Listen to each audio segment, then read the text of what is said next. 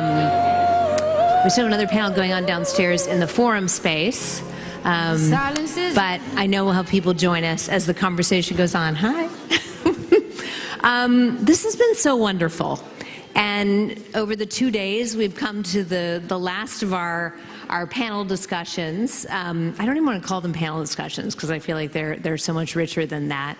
And after this last discussion, we actually have a chef's dinner upstairs. Incredible women chefs from all over the world, some in our network who've come and have made incredible food for you with wine pairings. So please be sure to go up to the 6th floor and the 7th floor, which is not to be missed either if you haven't yet been there.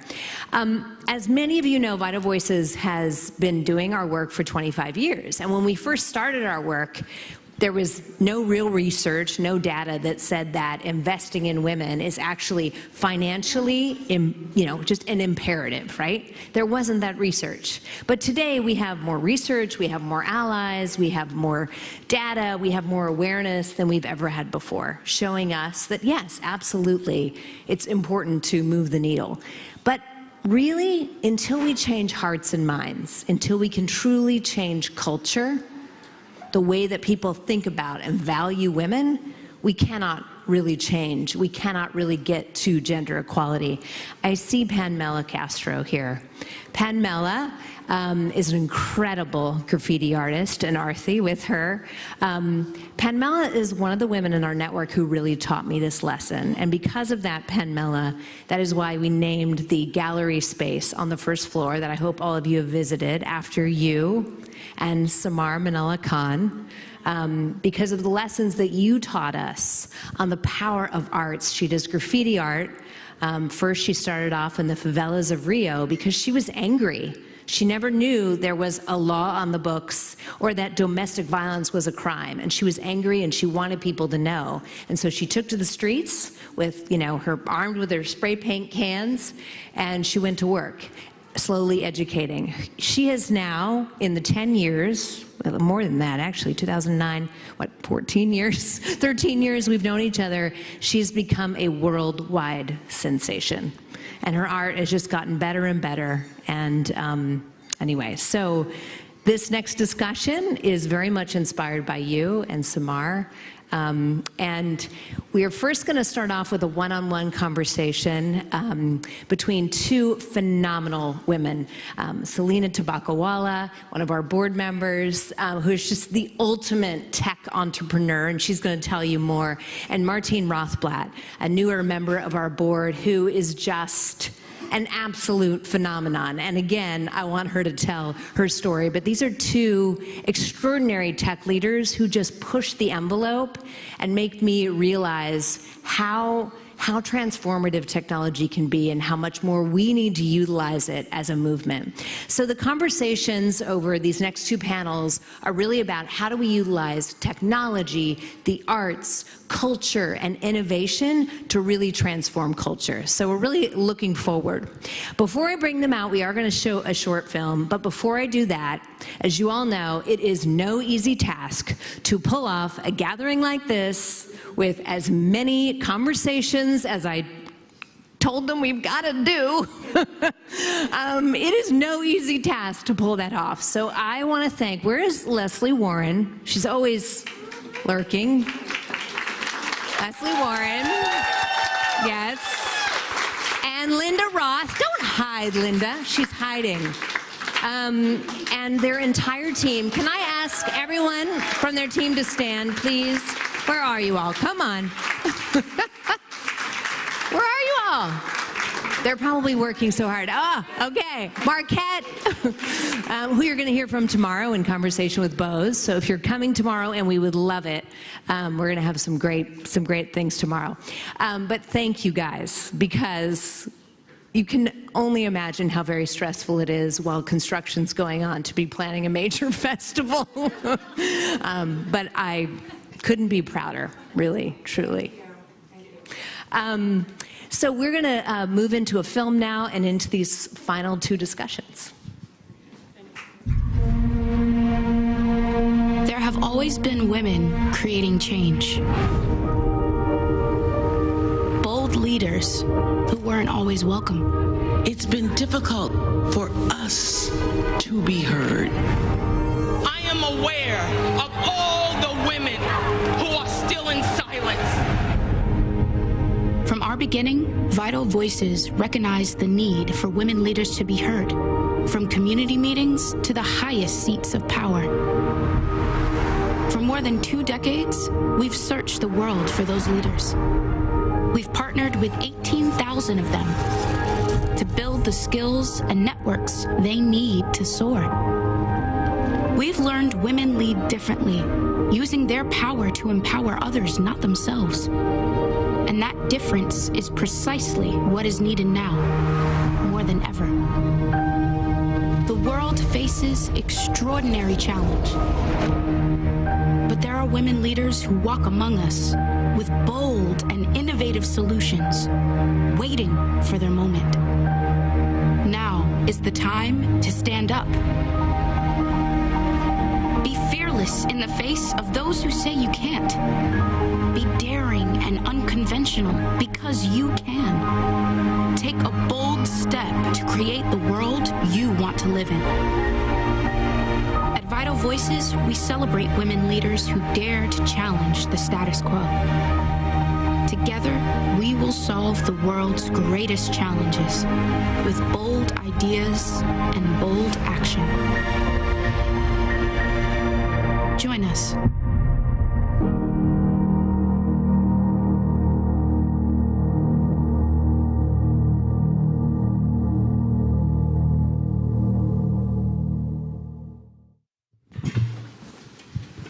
Hi, everyone. Hope you're having a great afternoon. Oops. So we wanted to kick off today talking about entrepreneurship. I'm going to actually turn it over to you, Martine, first. We heard downstairs about how so much social entrepreneurship is started by women. And also when you look at women entrepreneurs, so many of them started based on their personal journey. I'd love to kick off. Tell us your story. What made you start United Therapeutics and where you are? Sure. Thank you so much for being part of this panel and sitting up here with me and giving me encouragement. So our youngest daughter, whose name is Genesis, she was diagnosed with a fatal illness when she was 5 years old. And the illness was called primary pulmonary hypertension. And what happens with this disease is that all of the blood vessels in your lungs, and just your lungs, they close down for no explicable reason. And the heart keeps trying to pump blood through them, but much less blood can go through because the vessels are closed down, and the people's lips turn blue. They faint and fall, and then finally the right heart just gives up and fails. So when she was diagnosed with this illness, everybody said it was fatal, nothing could be done about it, and it was very intimidating. The head of cardiology at Children's National Medical Center here in Washington, D.C., Dr. Roger Ruckman, he said, there's nothing you can do. I've seen 3 kids. It affects like 3 out of 4 patients are female, and they've all died. So, I just think that we did not want to accept no for an answer. And I always remember the words of Katharine Hepburn that she said, when she hears something is impossible, she breaks it into 2 words, I'm possible. And I thought, there might be a way to make a medicine that could help Genesis. I went to pharmaceutical companies. They were all run by men. They said, it's not possible. Even if it was possible, there was no money to be made because this was what they call an orphan disease. Very few people have it.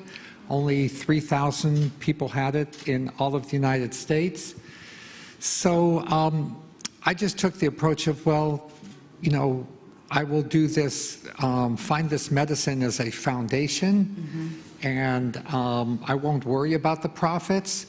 Today, that foundation has turned into what's called a public benefit company. It means that the revenues and profits are no more important than the patients, than the community, than the people working in the supply chain, and then the planet. All of those things are of equal importance. Whenever somebody has not had the money to pay for our medicines, we always give it to them for free. And again, many people, the whole kind of patriarchal pharmaceutical structure, said this is an impossible business model, you'll never succeed. But in fact, our daughter Genesis is now 35 years old.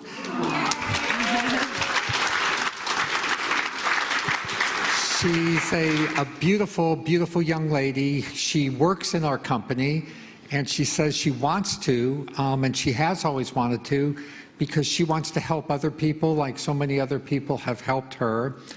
And thousands of other patients have been helped. We've never turned away anyone for inability to pay for the medicine.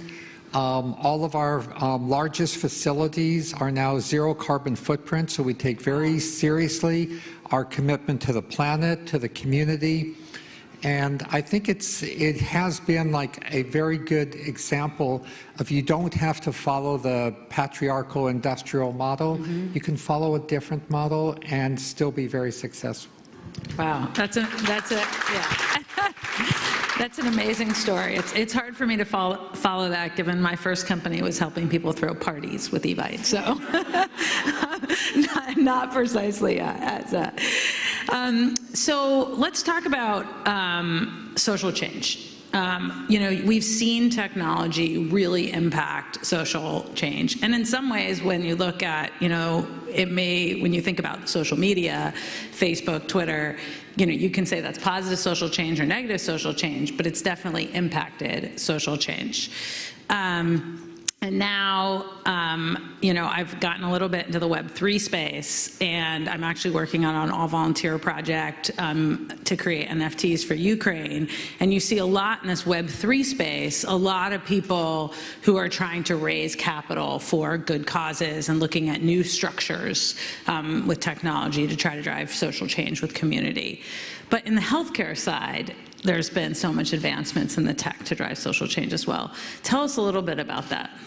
Sure. So I think, social media is probably the greatest accelerant to improving the world that there's ever been, because there's finally a way for us all to connect with each other rather than being kind of intermediated by concentrators of communication, such as big media. Used to be like the concentrator, and now we can go like peer-to-peer, person-to-person, everywhere in the world. So I'm a huge fan of social media. I think it's been absolutely transformative for human society. And one of the things that's been perhaps like most amazing to me is the number of other mothers I've met who have started companies now. I mean, there are literally dozens of them to cure diseases that afflict their children. And they would have never, known it was possible had they not, seen somebody talking about United Therapeutics and my journey on Facebook or Insta, whatever. It was through social media that they found this story, that they shared this story with other people. And I think there is kind of like a grassroots movement now that says that we can use the decentralized tools of social media. We can even use, Web 3.0 kind of tools to kind of create decentralized autonomous organizations that can take charge of developing, say, a cure for some rare disease. And people who don't even know each other personally can buy into this DAO and become part of that effort. So I actually believe that social media, and especially like Web 3.0, is going to deconstruct a lot of the structures that have kept us apart from each other for so long. Yeah, I think that's absolutely true. There's also been, though, a lot of criticism of some of the social media around what their responsibility is towards the discussion and everything happening on those platforms. And obviously with, Musk's bid for Twitter at this point, there's like even more. What's your thoughts on that in terms of what's the responsibility of these organizations? Yeah, it's a great question. I do believe that, every tool is like a double-edged sword. And I think in a way, everything in life has like a yin and a yang side. And I love this one philosopher from the 1970s named Alan Watts, who was like a Jesuit, Buddhist, all kind of rolled into one. And he always pointed out that, there's a crest of a wave because there's a trough. You know what is good because you know what is evil. So there's always these double-sided swords. And I think of something like, fire. It's like, wow, it's amazing. It allowed us to have metal, allowed us to heat our homes, allowed us to cook our food, allowed us to make medicines. At the same time, it's been responsible for unthinkable horrors up to what's going on in Ukraine right now with people Russians dropping incendiary bombs and whatnot. So everything has a yin and yang aspect to it. Social media is no different. It's a tool, okay? And it's an amazing tool, but it's still just a tool. It could be used for great good or great harm. And how Facebook is used to engender, I'll say mini genocides in Myanmar and stuff like that. So it's up to us humans to use, one of the most amazing tools of all, which is the tools of language, law, ethics. Those are also tools. Those have also been used for good and for harm, okay? But it's up to us to make sure we use the beneficent potential of law and ethics to control the use of the social media tool so that it's used for people's benefit, not for people's harm. Yeah, that makes a lot of sense. On the software side, we have a lot of discussions around artificial intelligence and the ethics of using technology and artificial intelligence. I was chatting with one of my friends who works at one of the, big companies where you talk to a device. We'll just leave it at that. And he was saying as people reveal stuff to the device, what is their responsibility? So if somebody says, I committed a crime, what is the responsibility of the technology companies, And that crime could be, I took an abortion bill in a place where it's illegal. That crime could be, I just, had domestic abuse. And what is a technology company's responsibility as they're listening to all this stuff? I know there's similar ethical questions that come up in the health side and the healthcare space side. Tell us a little bit about both what you think the health companies' responsibilities are, as well as what innovations you're seeing on that side. Sure. So there has been, for a while, a concept of medical ethics and bioethics. And lately I've been working on this concept of geoethics. And one of our main projects right now is to create an unlimited supply of transplantable organs. Because when there are not enough organs, human behavior, when there's any kind of scarcity, human behavior gets worse. And people begin saying, oh, only these people can have the organs, only those people. So in creating an unlimited supply of transplantable organs, one of the ways that is done is using genetically modified pigs to provide hearts, kidneys, lungs, livers, etc., to people who otherwise would be dying because they can't get an organ transplant. But there is a concern that if you do this, you could possibly spread viruses or cause epidemics, and also you have to be concerned about the animal welfare and all that sort of thing. So the concept of geoethics, to me, as applied to healthcare, is that before something is being done that has an impact on the community, there should be a process of communication and interaction with the community and a consensual buy-in from the committee. There's a beautiful tool, an ethical tool, a legal tool that's been developed called Citizens' Assemblies, where anything that's going to affect a population, that a random selection of people from that population who might be affected, say people of a country or people of a state, people of a city, whatever is the population that might be affected, there's a random selection of the people brought. They are given, informational briefings by the experts on the field. They can ask whatever questions they want to ask, and they end up having a consensual decision. This citizens' assembly process was, in fact, what was behind, finally, the legalization of abortion in Ireland, something that people thought would never happen when it was there was a kind of a chokehold by the legislature. But when it came to the actual people making their decisions and they saw the pros and cons, it was legalized. So I think that before, healthcare companies make innovations that can have any kind of a material or significant impact on the population, that the population should first have an opportunity to buy into the occurrence of that impact. It's basically just a consequence of the golden rule that, like, do unto others what you would want others to do unto you. So before you affect other people, get their consent to be affected. That makes a lot of sense.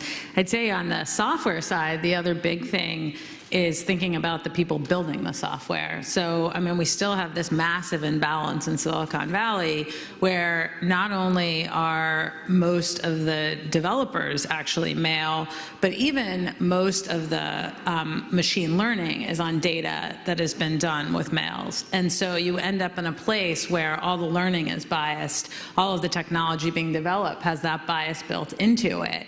And so it's a question of if you actually had people with a broader demographic set thinking about these problems right from the start, you might end up with a different outcome. And that is true even if you look at some of the issues with social media. It was once they started to sort of involve a broader community, it's had a little bit better of an impact.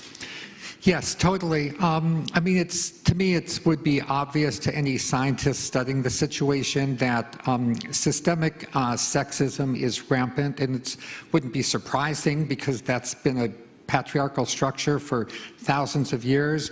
Systemic racism is rampant, and like you asked me as a medical person what to do about that, it's like a doctor can't treat a patient unless the doctor first has some idea what the patient's problem is, okay? And so a healer first tries to figure out, okay, what's out of balance here, and then develops a treatment.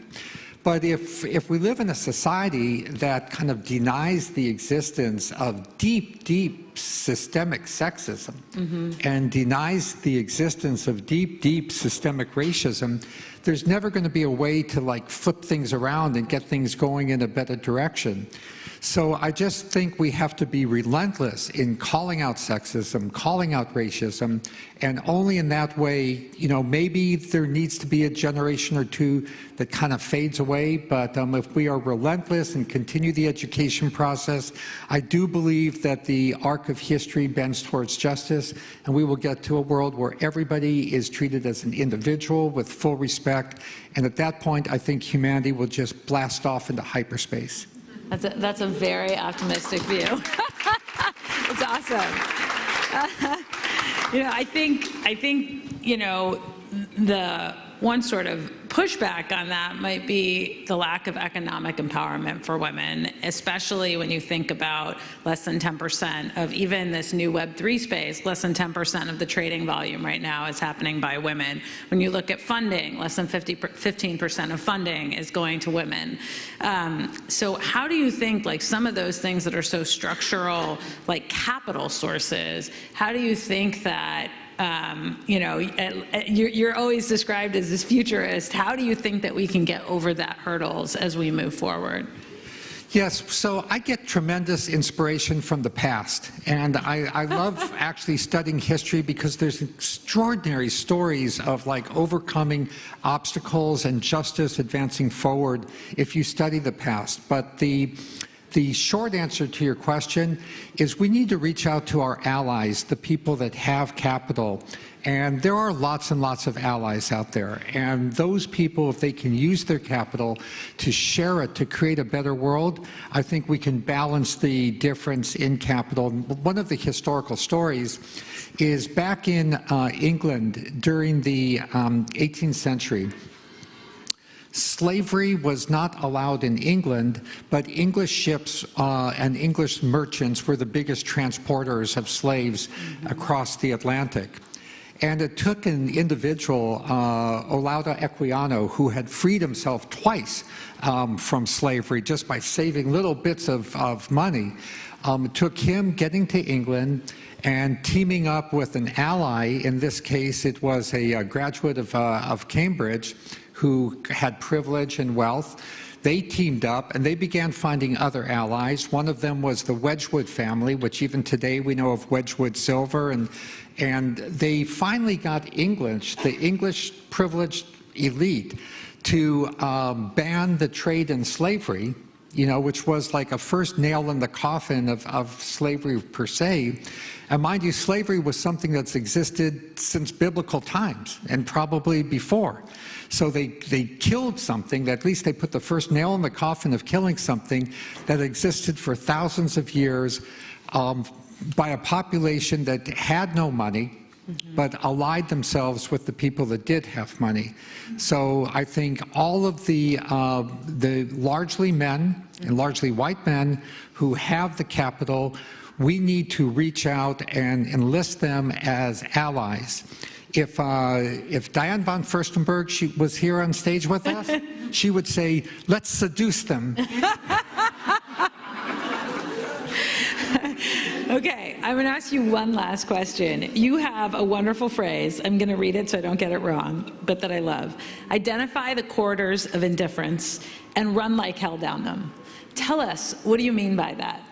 So the corridors of indifference are the things that people are not paying attention to.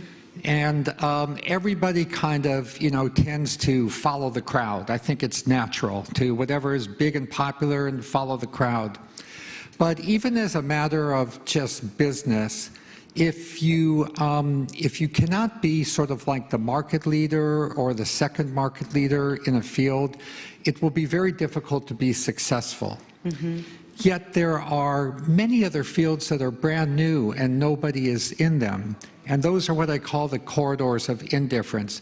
In our case, it was orphan diseases. Big Pharma didn't want the orphan diseases. They wanted the blockbusters and the million-person diseases, which is fine. But there are 7,000 orphan diseases. Wow. And way more than the other kind. And as we get more advanced in genomic sequencing, we see in a very real way that there's probably like 10 billion orphan diseases because each person's genome is different and each person's body is going to unfold in a unique way. So we began looking at these orphan diseases, which were corridors of indifference. We run like hell down them because they are unmet medical needs and people need help. So, we want to use the privilege that we have of seeing the disease and having the tools to do something about it, to put our life to the best possible use and run like hell. And once that's established, we look for another corridor of indifference. So it really just means, in a business sense, it means it's kind of better to be a big fish in a small pond than a small fish in a big pond. That's great. I think we're going to let the next group come up. Is that so? Just wanted to say thank you, and thank you all for listening. My pleasure.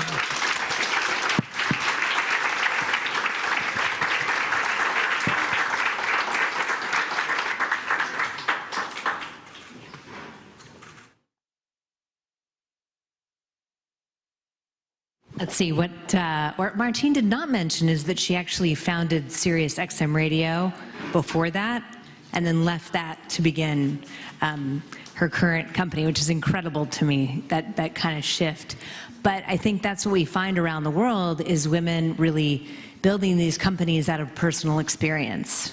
And redefining this space, which she's such an extraordinary example of. We're now going to shift from entrepreneurship, social entrepreneurship, and technology to arts, culture, marketing to drive change. So please welcome, Gail Lamone. She's taking a selfie with somebody.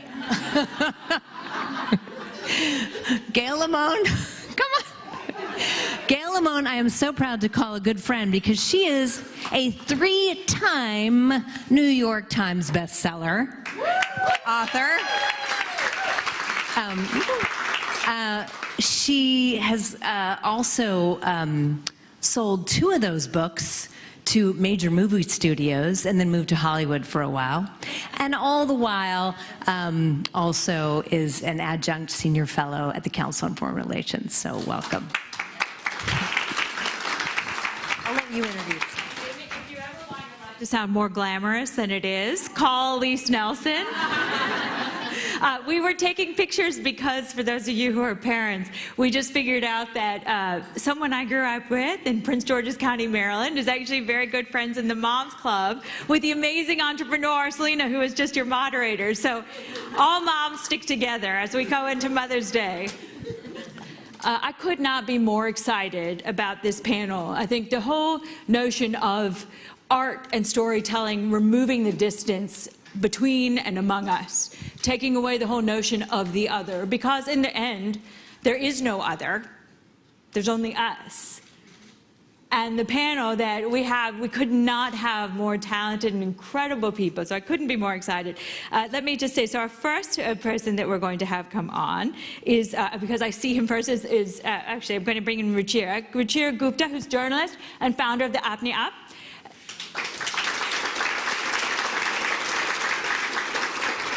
She's someone who does everything, and she's going to tell you about the stories she tells, splits her time between India and also sometimes in New York.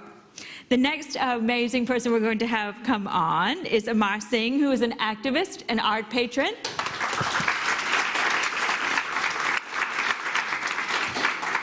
He's also going to tell us about some of the work he's done in the LGBTQI community, and I think we're really excited to hear all about all of the work that you're undertaking. And then we have, of course, Milk, the Grammy Award-winning singer.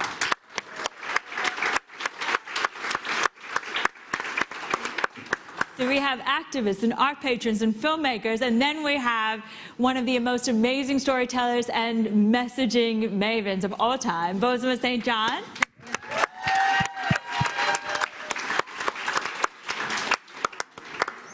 I want to talk to you about all of the projects people have, but I will say that Bose has a book that's coming out very soon. And she will, you know, for those of you who like Amazon, I'm just saying, The Urgent Life is going to be available for pre-order this evening. So I want to start with Ammar. You've created what you call, in some ways, it's an activist gallery. And the whole notion of really uplifting women and LGBTQ artists. And I wanted to ask you, when you think about your passion for these issues, how do you see the art as a channel for activism, right? Because sometimes we think of the art world as removed from activism, but your world is basically merging the two. Well, I'll very quickly say it's such an honor to be here, and I was told earlier I'm the only man speaking at the Vital Voices Festival. And most of you are probably thinking, who the heck is this guy? So just some quick context. I come from a long line of women's rights activists. My grandmother actually spoke and championed women's education alongside Nehru, India's first Prime Minister. My ancestor, Rajkumari Amrit Kaur, is still to this day considered India's greatest feminist and was a close friend of Mahatma Gandhi. She founded India's first women's education fund and rose to become India's first health minister. They were also both princesses, and you know, I actually knew my grandmother very well because she only passed in 2017. So I was always raised to champion causes and individuals, you know, who don't maybe have a platform. So that's the context about me. And you've also made a commitment to Vital Voices here. Pardon? And you've also made a commitment to Yes, and I recently made a commitment of $1 million to Vital Voices because obviously my grandmother, my ancestors, they are a wonderful inspiration, but they're not here to do the work for me.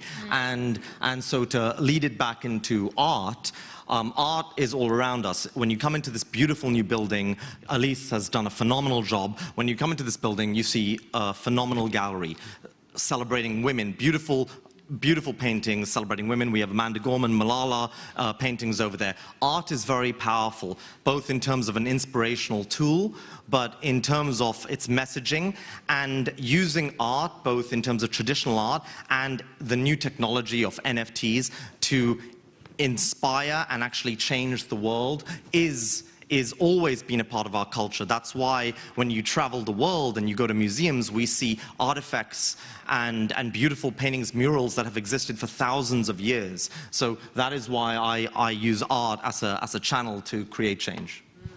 And I think it's amazing. And I think also what you've done, and I think this is what each one of you has done, is really use story to connect people to things that are happening in geographically very close distances, but that may be worlds apart. And that is truly what only art, what only storytelling can do in removing that. I want to go to Mir. You performed in 2017 your song Quiet at the Women's March, and it became an instant success, and one that I'm sure most everybody in this room knows. And you followed that with Somebody's Beloved, following the brutal murders of George Floyd and Breonna Taylor. How do you think about how social upheaval shapes your music? And also, can you tell us about something you just told me? We were talking about how you create art, and you were talking about you were just at a march this week.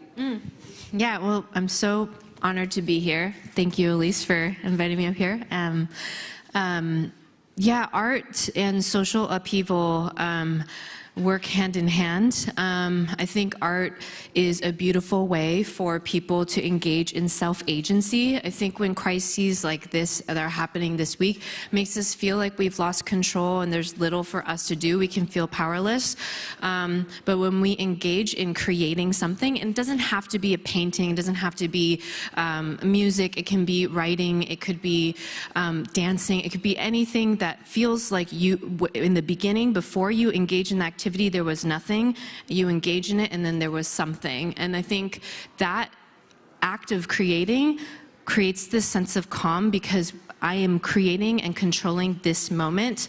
And I guess you could say we're channeling the universe through us. It can help calm us. And so what I did this week for myself, for my own mental health, when we heard about the Roe v. Wade news, the leak, I went to the Supreme Court stairs and videotaped the protesters, and there was some of the chants that were so visceral that like made my voice leap out of my chest, and one was like, "We won't go back." And like usually some chants I'm like taking time to learn, you know, but this one just like leapt out of me. I was like, "Yeah, we won't go back."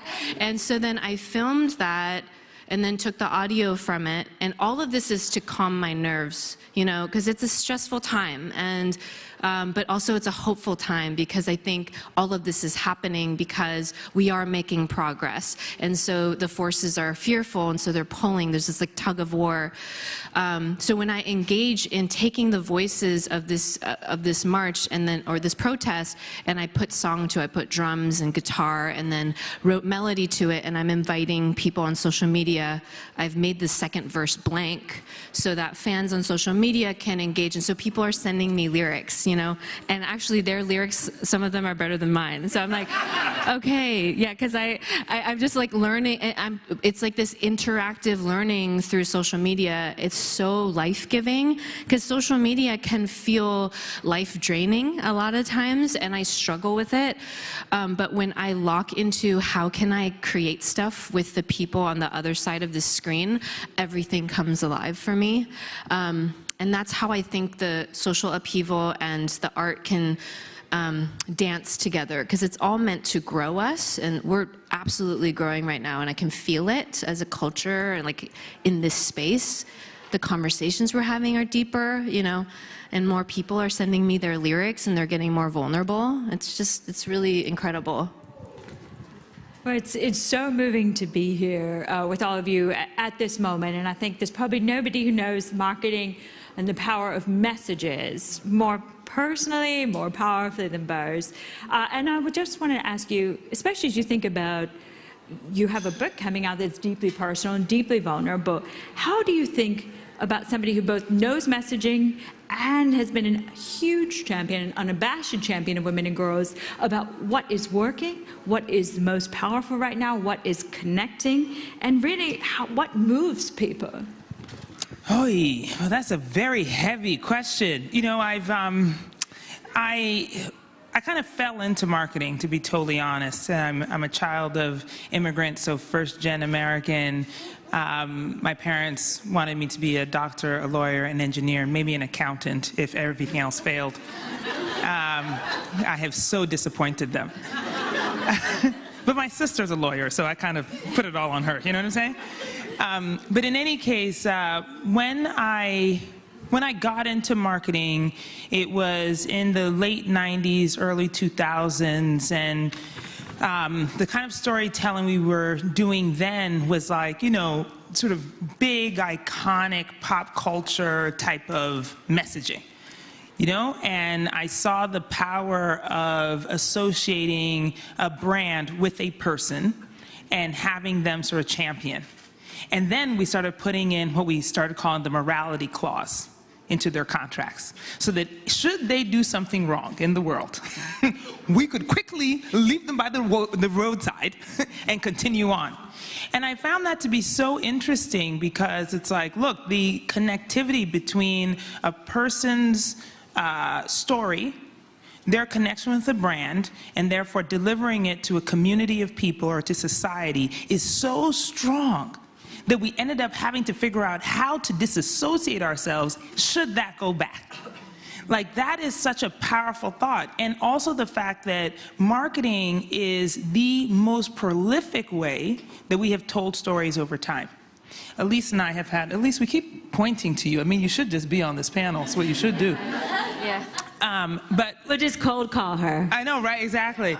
But she and I have talked, you know, about the fact that, again, as a first-gen American, one of the biggest marketing fails of all time, actually it was very successful, I just call it a fail, was the campaign in the 70s and 80s of Africa and African children, right?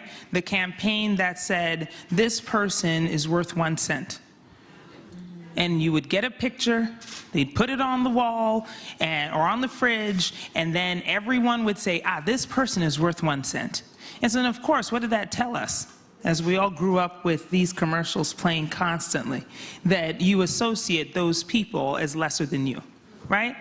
And so thinking about the plight of women, and especially women of color in the world, and how to tell stories in a way that is going to make us, you know, equal, just equal, not even better than, but we know that we are. You know what I'm saying? I'm just looking for equality today. Right, exactly. I mean, because the fashions. But in any case, just even getting to the point where we are talking about the perception of women and girls in the world who have not had the ability to have their stories told in affirmative, aspirational ways. And we're talking about the 30-second stories, the 60-second stories, the little bitty things that you see constantly. Like, how can we do that better?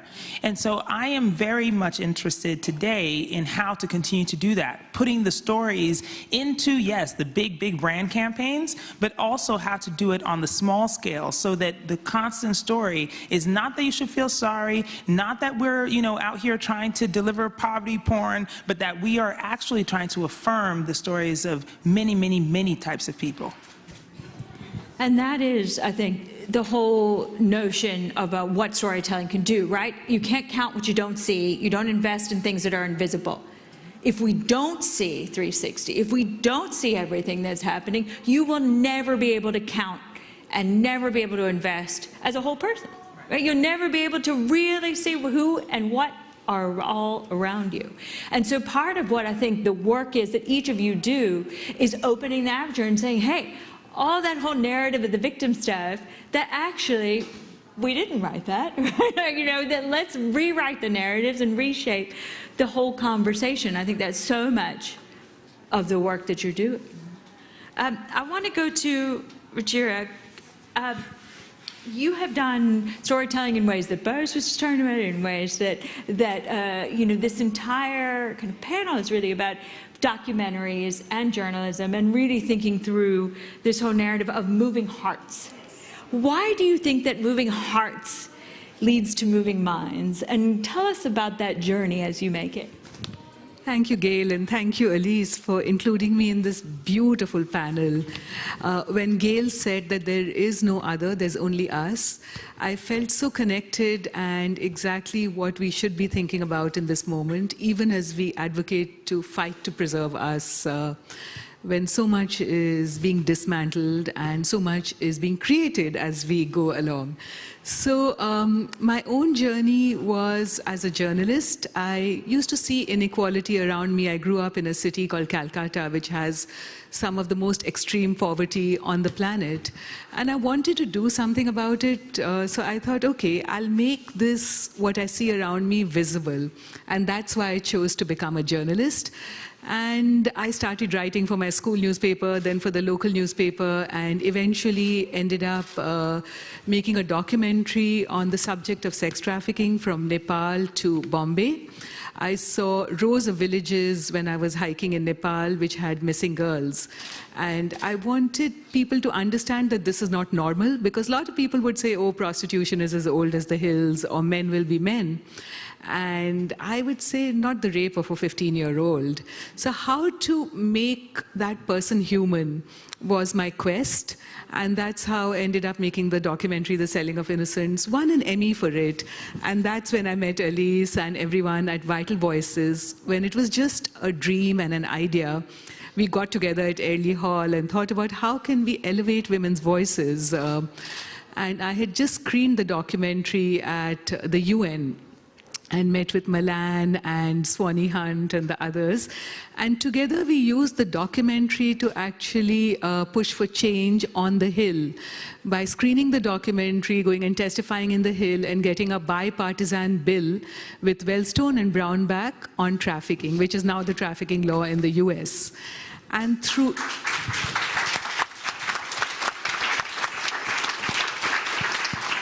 So I actually experienced the power of storytelling. I did it because I believed in it and then saw the truth of it. And since then, I've just continued on that same journey by trying to speak up for those who are invisible through any which ways I can, through my NGO, where we bring out a newspaper called Red Light Dispatch, and my NGO is called Apne Aap, but also through painting, and I have brought some paintings for the Vital Voices office today to bring hope. And I made these paintings during COVID because I thought that we must understand that there are people who are promising us a future in outer space. There are people who are promising us a future in a better future in the future. But we have something which is beautiful right now, and there's a garden still on earth, is what I believe.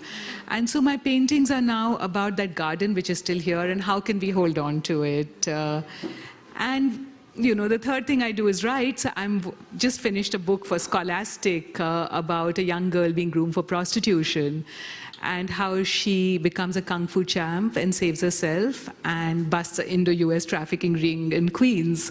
And it's called I Kick and I Fly. So any which way I can, I continue and persist, because I really dream of a world in which no human being is bought or sold, and art can help me make others dream too.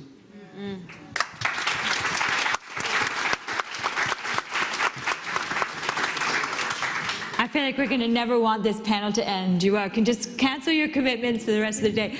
But in earnest, there's art that you did that's actually in the room that is right behind you over here to my left. So afterward, perhaps some of you might want to go see some of that art. I want to come back to Ammar, because part of what you're doing is championing historically overlooked women artists. And I wonder if you could ask, why is that important to you? What has that work looked like and felt like as you did it? And what is it like to sort of count the uncounted and elevate the art of those who we might not have seen before? One of the things I've heard a lot while being here from remarkable leaders is, including Secretary Clinton, is they often were the only woman in the room full of men. So it's great to be one of the few men in a room full of women, but why really is to learn. And one of the groups I work with closely, the Guerrilla Girls, who are probably the leading feminist art collective of the last 30 years. And a statistic they published decades ago, which is pretty disturbing, was that over 90% of major museums had less than 10% of female artists in their permanent collection. So why, as somebody who's an arts patron and started a gallery and then ended up in a twist of events building one of the world's largest NFT operations, why would I contribute to that patriarchal system, that misogynistic system? So it's far more important to sit in a room full of women, full of LGBTQI members, learn from them, and then see what I can do to help these underrepresented communities. I think it's amazing. One follow-up question. Have you ever had people say, why do something so hard? Well, you have to live a life worth, of meaning, of importance, I think, and what's important to me is giving back. One of the things I've been working on, just to loop it in, is I am currently single-handedly funding the Indian Supreme Court case to abolish LGBT conversion therapy, and that's thank you. And I think within 18 to 24 months, it will be abolished, but that affects millions of people because there are millions and millions of members of the LGBTQI population in India, and unfortunately they are forced to endure electroshock therapy amongst a whole range of other atrocities. But none of that, and I have to mention this, would be possible without Vital Voices, because 2 years ago I was learning about groups I could get involved with, and I saw that Vital Voices had honored a man, part of the Solidarity Council. I'm on the Vital Voices Solidarity Council, called Ravi Kant. And Ravi Kant is a human rights lawyer in India who focuses on women's rights. And he won the Supreme Court case, which ended honor killings. There were some big problems with honor killings which affected women. And I reached out to Ravi, and I said, and he hadn't taken an LGBT case before because you can't do everything. I said to him, please, I've seen you at this amazing, Vital Voices events. I've seen you honored by President Biden. Will you take my case? And he agreed. And so without Vital Voices and the network they have, I wouldn't be, really putting together the Supreme Court case to end LGBT conversion. So thank you. Thank you, Elise. Thank you to Vital Voices. I look forward to hearing about all the change that happens from today's events, and yesterday's events, tomorrow's events, so onward. Question for Milk. This year marks the 5th anniversary of the Women's March, and as you think about the challenges of the last several years and the work ahead, how do you use art to bring along those who see the world differently, right? How do you remove the distance between people and between worldviews? That's a great question. And first, I just want to say I feel like we could invent a Vital Voices meditation app where we just listen to all these speeches and just breathe deep, all will be well. Very good. Feel very good right now. How do we bring along people who think differently from us? I think, as we've mentioned, the heart is a very great place to start, and specific stories are very, very powerful. I think when I am in the space of should or us versus them, or I don't think any mind has been changed through anger. I think minds have been changed through emotional and deep and empathetic connection. And so with the art that I'm making and the fellow artists that I'm seeing in the women's movement and in the allies movement is that there are different forms of storytelling that go from 7 seconds to now 2 hours long form of content. And the digital landscape has changed how I create art. I create art in the classic way, where I was a fan of Bob Dylan and John Lennon, and so I do the classic way of songwriting. And then now I'm also creating with my fellow teammates 7-second art pieces, believe it or not, and trying to tell these stories without this anger. I think anger is important for me to feel and express and to fully own. And then the next phase after that is a precious place where I'm in a place of calm, power, and there's an invitation where people can walk into a place and I don't need to change that person's mind. That is the key, and I've learned this through navigating my complicated relationship with my parents who struggle with my modern American woman choices. as immigrant parents, right? I relate to everything you said, boss. But I was like, so I think that the not needing to change any minds, but sharing and trying to find something in common has been a really powerful place to start. I think that's amazing. My father was Iraqi-born, and one time I remember being maybe 10, 11, I said, I don't want to cook and clean. Why is everybody doing? Why are you telling me this? And he looked at me and goes, do you really think men and women are equal?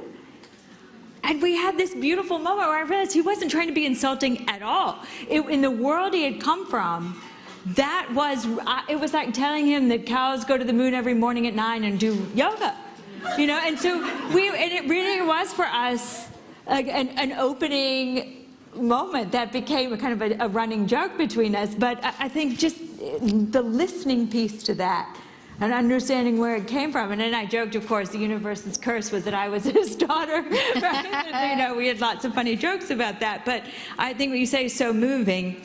And I want to go to Bose, who started us talking about families. And you have worked at some of the biggest companies. You've also done storytelling in the most personal way that we're all about to see.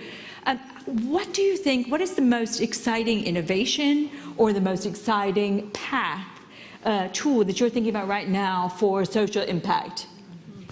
I've been thinking actually a lot about that because most of my career has been at a company or at a big platform and speaking out at people, right? And like I said, I've been doing it in 30 and 60-second increments primarily, hoping that it lands somewhere and then someone takes action because of the thing. But lately, I've been thinking a lot about consumption, and intentional consumption. Because I would say that if we went around this room and asked, you make choices probably about the food you eat, right? You're conscious about where it comes from, or what's going in your body, or maybe even what's on your clothes. This is vegan leather. I'm very conscious of that. Yes, I had to say it. In any case. But I've been thinking about other forms of consumption in entertainment, and perhaps in artistry, as we've been, discussing here, because we don't think enough about that. Like we said, I just recently left my job at Netflix, and so much of my Monday morning quarterbacking was in looking at the numbers daily, right, of people who had watched whatever thing. And then, of course, what happens, right? If something wasn't watched, you throw that out, You go on to the thing that made a lot of people watch or engage, and you put more money against that. And, as a marketer, I'm just looking at the little blip to make sure that what I'm doing is actually creating some ripple in the world. And so I've been thinking a lot about the intentionality of us as people, as consumers. And what is it that we're putting our energy against? We often think about okay, well, that seems like a big problem over there. Milk is creating beautiful music out of, her spirit based on reactions to things that are going in the world. But are we intentionally consuming her music? She just told us that she put music out on social media, and the second stanza, is it? Or the second chorus? Yeah, the second verse. Yeah. Second verse is blank. I don't think I'm a songwriter, but I'm about to go write some lyrics. You know what I'm saying? I just encourage that perhaps we need to think about that as actually the revolution. It's just how are we consuming? What are you reading? What are you watching? What are you listening to? Put the numbers behind that. So the hours in your day that you're using to consume, and I don't want to hear it, okay, that you're like, I don't have time to watch TV, I don't have time to watch film, that stuff is just, no, it's actually really important. Because there are a lot of people who are doing that, and your vote matters. It matters in that way too, not just in the political system and where you put your vote against a candidate, but the political system of entertainment. And so the stories that we are telling, the ways that these narratives are being told, why do you think that we keep making the same film again and again and again and again? Because you're not making a different choice. And so I'm pleading with you, every single person in this room, we are not here accidentally, listening to this wonderful panel of people. I'll include myself in that. I'm wonderful as well. Oh, yes. But intentionality in our consumption of the art is extraordinarily important. And so I'm asking you that make a difference, make a change, even as you walk out of this room, for yourself and for the people around you. Encourage them to watch the things you want to see more of. Ask them to read the books that you think are interesting, that are going to make a difference, to support the authors. We got a 3 times New York Times bestseller right here. There's a 4th book coming. Please support that. You know, like all of the things that we are going to do are important enough to support. So I ask you to please be intentional in your consumption.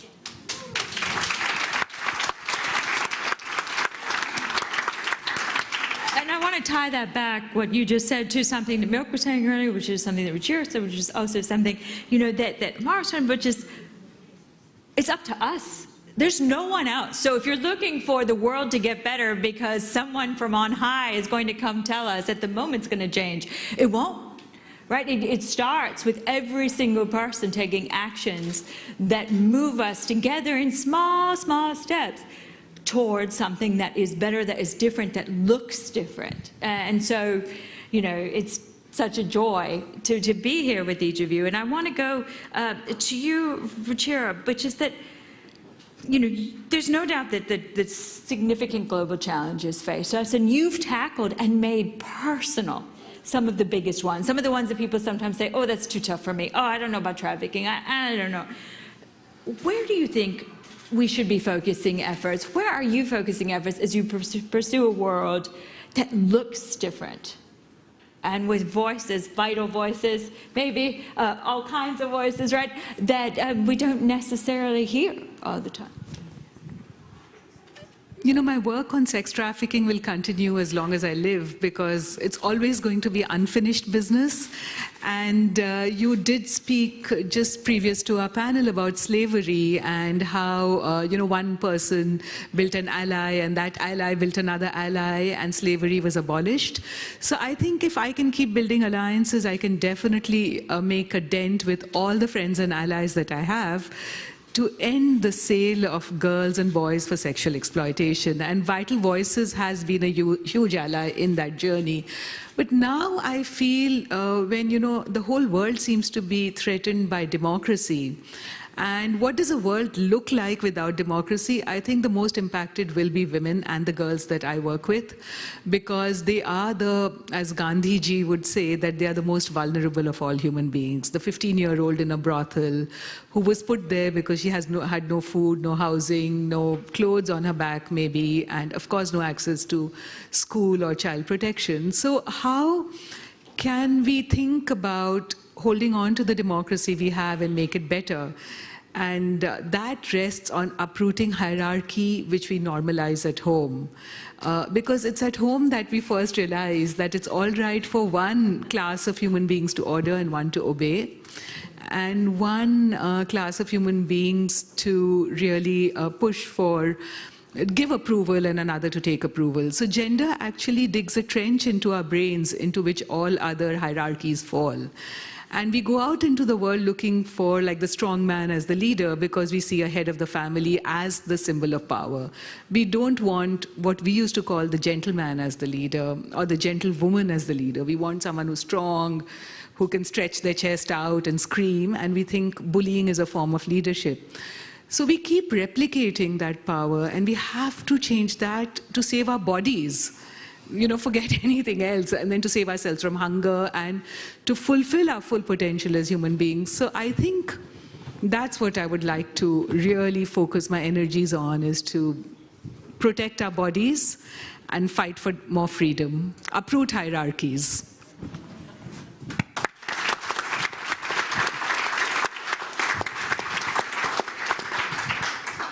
Yeah, years ago I was working on child marriage story and talking about it as a national security, as a global development issue.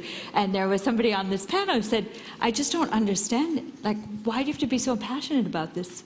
You know, and I said, well, he said, this is local custom. I said, well, you know, if an 11-year-old girl who's had 4 years of schooling knows she shouldn't marry a 35-year-old man, then shouldn't every one of you in these nice suits and nice rooms with water and power and light know that we're all better off if she has her way and has her rights and goes to school? And I think it just, like, goes back to whose voice is heard. Yeah. And all of you, I mean, I think Bose with your books and your messages to us, and Merck with your music, Ammar with your art, Ruchir with your films, you give us a path to be inspired and move forward. And as we move forward with our weekend and celebrate this, I want to thank all of you for being part of this discussion, and I want to thank the four of you for lifting us up and spurring us on. I think intentional consumption, you vote with your clicks, the whole notion of the selling of innocence, Ammar, do art, and then you all have to become music writers and go to Follow Milk tonight. We all have our homework. Be well, be safe, and thank you so much.